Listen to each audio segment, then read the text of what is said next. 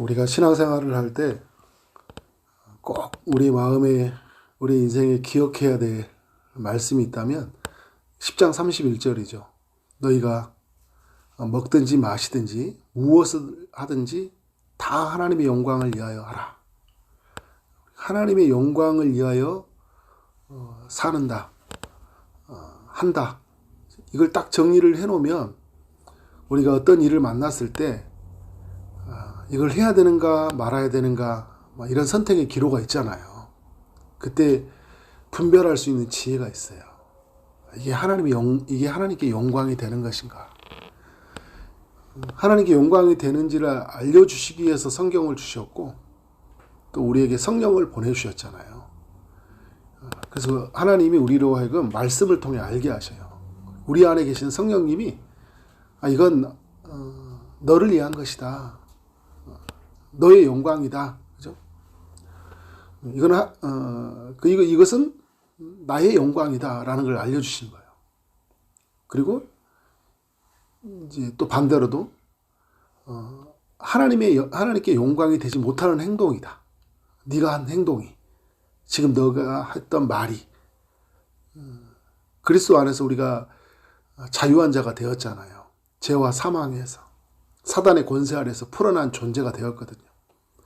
근데 이 자유가 때로는 너무 방종이 되어가지고요. 해야 될 일은 하지 않고 또 하지 말아야 될 일을 어떻게 해요? 해버릴 때가 있어요. 우리의 자유로. 예수 믿으면서도 너무 쉽게 말을 해버리고요. 너무 쉽게 행동을 해버릴 때가 있어요. 그런데 이게 하나님께 영광이 되지 못하는 거예요. 근데 하나님께 영광이 되지 못하는 이것은 우리의 영혼에도 유익하지 못하고요. 다른 사람에게도 어떤 영향을 미칠까요? 믿음의 그 함량을 하는데 그 유익함을 주지 못해요. 다르게 말한다면 시험을 준다는 거예요. 실족시킨다. 이게 이제 고린도전서의 독자들, 고린도 교회에 일어났던 일이거든요. 근데 이 일이 고린도 교회에서만 일어났던 게 아니라 역사를 조금 더 돌아가 보면 애굽에서 나왔던 이스라엘 백성들에게도 일어났던 일이에요. 사도 바울은 이스라엘이 이제 애굽에서 나와 홍해바다를 건너고 광야에서 머무는 동안 하나님의 엄청난 은혜를 경험했잖아요. 근데 그때가 지금 신약의 시대에서 사는 사람들과 별반 다르지 않았다는 거예요. 왜냐하면 그 모든 일은 다 그리스도를 다 보여주는, 예표한다라는 거거든요. 그러니까 구름기둥, 불기둥의 인도를 받고 홍해바다를 지나는 것들, 이런 모든 것들이요, 신약의 시대를 보면 세례를 받는 것과 같고, 그리고 반석에서 나오는 물을 마시고 하늘에서 만나와 메추라기가 내리는 일들이 지금 신약시대에 말하면 신령한 음식, 신령한 음료를 먹는 것과 같았다는 거예요. 구약의 백성들도 그런 은혜를 경험했다라는 거죠.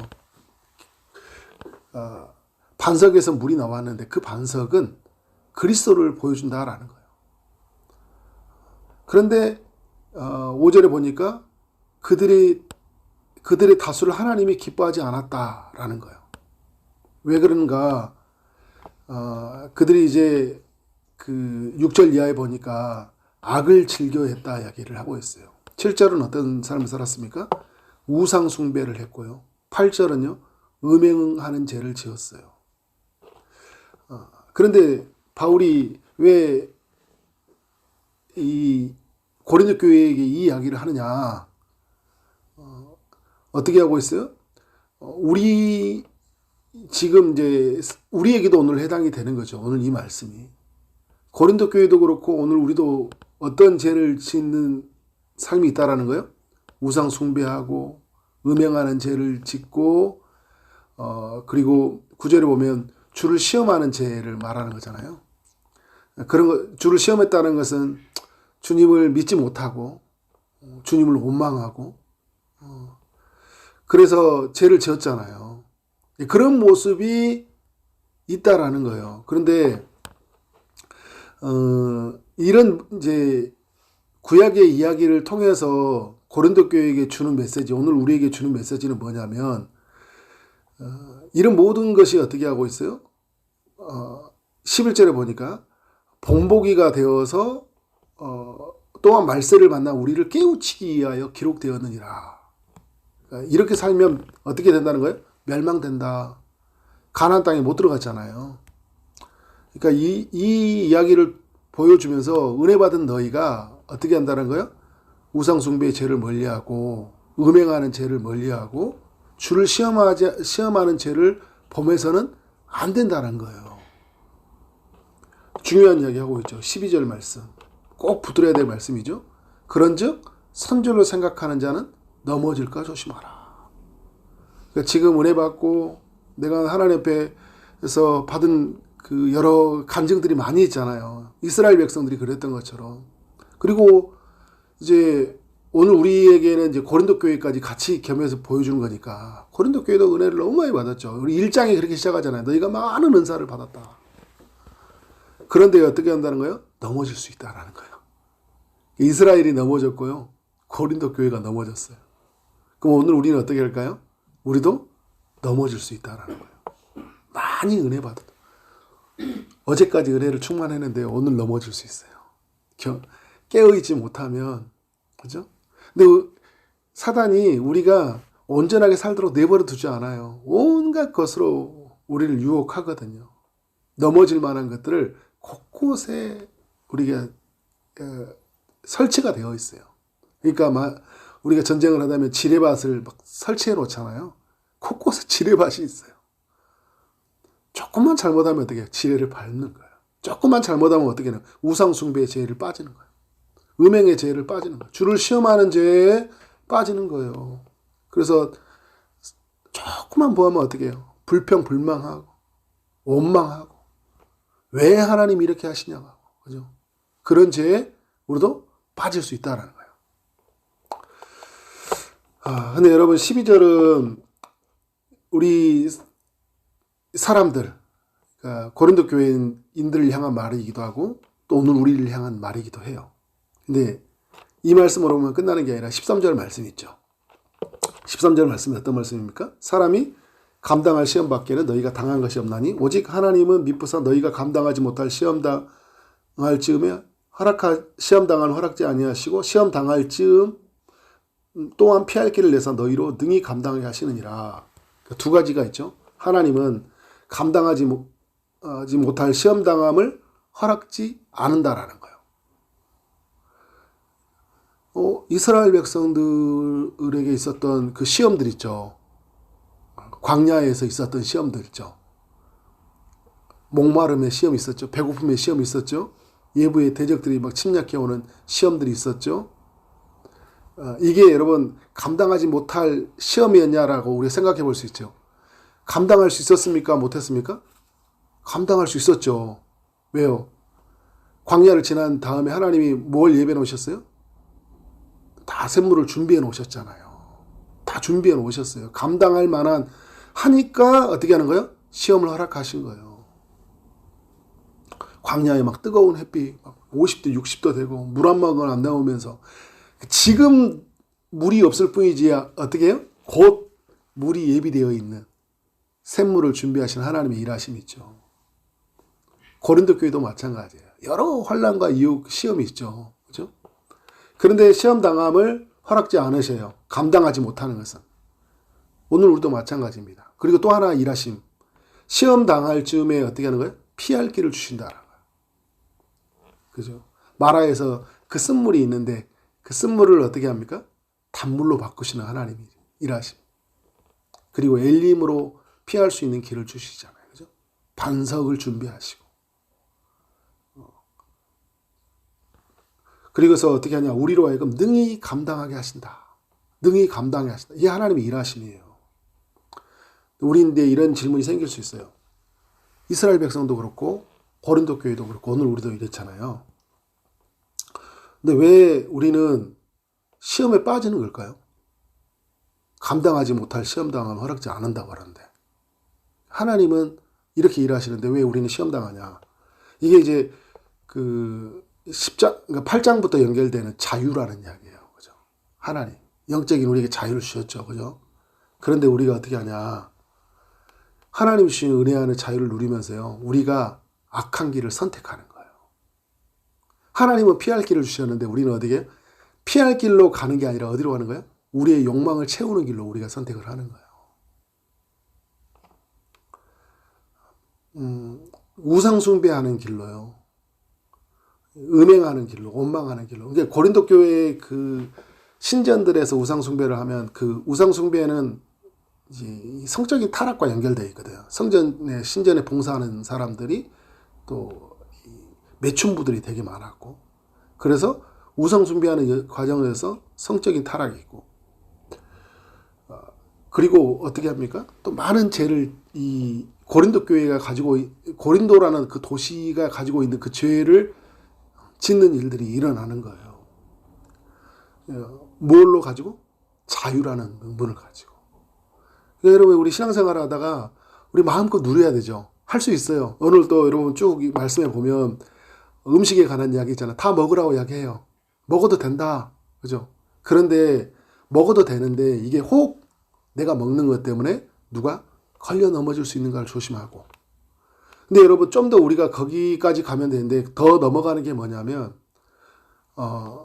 음식을 먹어도 된다는 거지 우상 숭배하는 것이 허용된다는 거 아니에요. 그죠? 근데 사람들은요.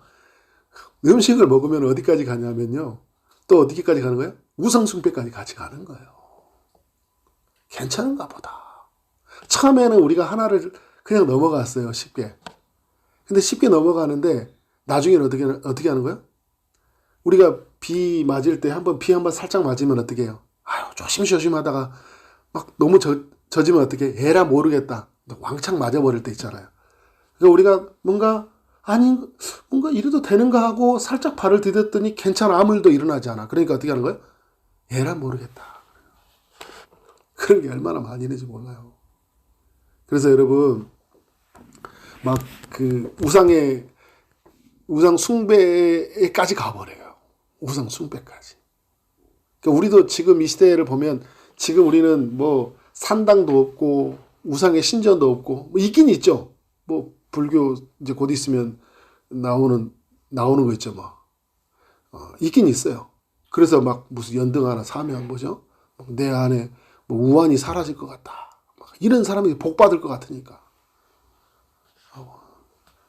하나님을 믿고 있지만 어떻게 해요? 그런 것들을 또 딱 하나 취해놓은데 뭐냐면 괜찮은 것 같아요.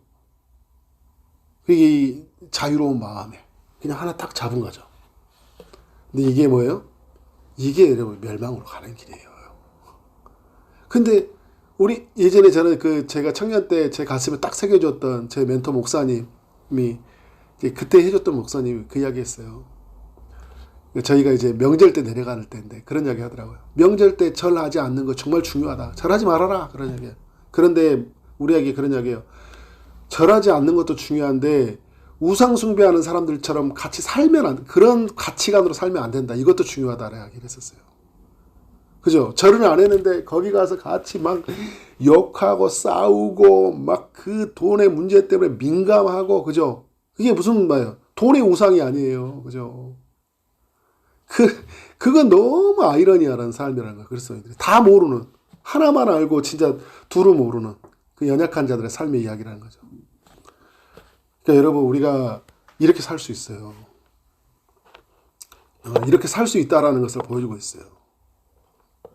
그래서 여러분, 제가 마지막에 했던 이야기 10장 31절 이야기가 우리에게 중요한 거예요. 너희가 먹든지 마시든지 무엇을 하든지 다 어떻게 하는 거예요? 하나님의 영광을 위하여 하라. 그러니까 우리는 이 말씀을 딱 우리의 가슴에, 우리의 인생에 딱 놓고 있잖아요. 이 말씀에 부딪혀 오면 안 하는 거예요.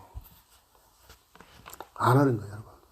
그리고 이 하나님을 우리가 10장 13절의 말씀과 같이 연결해 볼 때 분명히 하나님이 감당치 못할 시험담을 허락지 않는다라는 거거든요. 그리고 피할 길을 내주신다는 거, 능히 감당하게 하신다는 거, 이게 하나님의 일하심이에요. 그러면 우리가 막 자유롭게 우리가 선택해버리는 게 아니라 하나님께 집중하는 거예요. 분명히 이런 일이 있어요. 우리가 여러분 이제 막 가정들을 만나고 어떤 일이 생기면 막 그 이해관계가 생기고 뭔가 갈등의 요소가 생기고 그래서 내가 믿음으로 하지 못하게 하는 여러 일들이 막 어우러져 있단 말이에요. 그죠? 이거 하면 안 될 것 같은데 있단 말이에요. 그런데 여러분 뭘 하나 기억해야 되냐? 이런 상황이 생겼지만 우리 하나님이 이런 상황보다 더 크시기 때문에 이 상황에서 피할 길을 주신다는 거예요. 그때 여러분 뭘 구하는 거예요? 말씀을 구하고 성령의 지혜를 구하는 거예요. 주님, 제가 뭘 하길 원하죠? 근데 이게 그러면서 우리가 질문을 던지는 거예요. 이게 하나님의 영광을 위한 것일까? 이 일이 내가 이렇게 말해버리는 게 내가 이렇게 행동해버리는 게 이게 하나님의 영광을 위한 것일까? 이렇게 질문을 던져보면 되죠. 그러면 거기에서 답이 나오는 거예요. 성령께서 떠오르게. 그러니까 어떻게 하는 거예요? 피할 길이 보이는데 그게 분명하게 보이는 거예요. 그래서 어떻게 합니까? 그 길을 안 가는 거예요. 그러니까 죄에 빠지는 길을 안 가는 거예요. 그래서 여러분 이런 사람들의 결과는 보면요. 나의 영혼의 유익함을 누릴 뿐만 아니라요. 나 때문에 누군가도 시험 들지도 않아요. 굉장히 하나님 안에서 주시는 우리 영적인 그 부요함, 풍성함을 누리게 됩니다. 우리 믿음의 사람들이 우리의 삶의 여정을 너무 가볍게 생각하면 안 돼요. 그렇다면 뭐 무겁게 막 억누르고 짓누르게 살아가는 게 아니에요. 근데 우리가 자유라는 이름으로 너무 예수 믿었으니까 난 구원 받았으니까 행동에 제약이 없어. 선이 없어요. 그냥 선 넘어가 버려요. 그죠? 그냥 함부로 말을 해. 함부로 행동을 해. 그러니까 뭐 어떤 일을 선택할 때 너무 쉬워 그냥. 그래도 나는 구원 받았다라는 너무 어디서 그런 생각을 가져오는지 모르겠어요. 말씀을 알면 그런 생각으로 못 가요. 그러면 뭐 구원 못 받았다 이런 이야기가 아니에요. 구원 받은 사람은 그렇게 막 함부로 살 수 없는 그 영적인 긴장감이 있다니까요. 함부로 살 수 없는 그게 구원의 문제로 긴장감이 아니라 삶을 지켜야 된다는 그런 거룩한 예침이 있어요. 근데 우리가 지금 그리스도인을 봐도 고린도 교회나 이스라엘 백성들과 비슷한 게 뭐냐면 그냥 우리의 삶은 애굽에서 빠져나온 그냥 광야. 그러니까 가치관은 뭐예요? 애굽 사람이에요. 고린도 교회도 마찬가지예요. 고린도 교회 성도도 마찬가지예요. 구원은 받았는데 고린도 도시에 사는 사람들 우상 숭배하고 그냥 그렇게 온갖 성적인 죄를 짓고 그래서 여러분 그 속담이 그잖아요. 고린도 사람들처럼 살지 말라. 얼마나 그냥 마음대로 부도덕하게 살았으면 고린도 사람들처럼 살지 뭐라고요. 그런데 여러분 우리가 어떻게 사냐면 우리도 그렇게 될 수 있다니까요. 고린도 교회 사람들처럼 살지 않아야 되는데 고린도 교회 사람처럼 살아버릴 수 있다는 거예요. 그런 면에서 우리가 철저하게 깨어 있으면서 정말 주님을 그 영광을 위해 살아가는 삶이 되어지기를 주님의 이름으로 축원합니다. 네, 기도하겠습니다. 하나님 감사합니다. 오늘 고린도전서 10장의 이야기를 우리 모두에게 들려주셔서 감사합니다. 주님 주신 말씀 기억하게 하시고 어떤 순간에도 죄를 짓지 않고 하나님의 영광을 위해 살아가는 우리 믿음의 권속들이 되게 하여 주옵소서. 예수 그리스도 이름으로 기도했사옵나이다. 아멘.